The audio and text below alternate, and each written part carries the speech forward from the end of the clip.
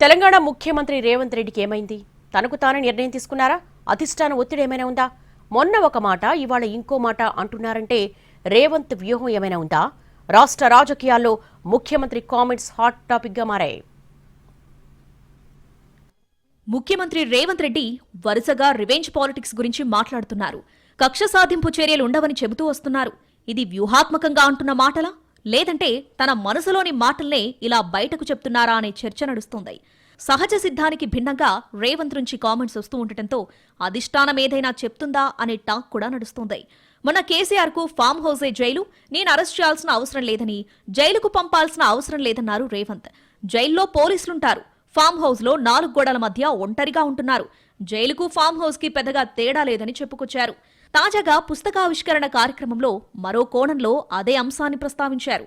తాను ఎవరినీ శత్రువు లెక్క చూడను, శత్రువుగా చూడాలన్నా ఎదుటివాడికి ఆ స్థాయి ఉండాలన్నారు రేవంత్. అంతటితో ఆగకుండా తన కోపాన్ని ప్రదర్శించడానికి సీఎం కాలేదని స్పష్టం చేశారు.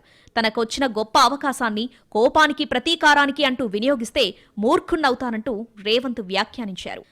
చాలా మంది నీకు అధికారం వచ్చింది కదా, నిన్ను ఇబ్బంది పెట్టిన వాళ్ళని ఏదైనా చేయడానికి నీకు అవకాశం ఉంది కదా అంటే నేను చెప్పిన, నేను ఎవరిని శత్రువులుగా చూడను.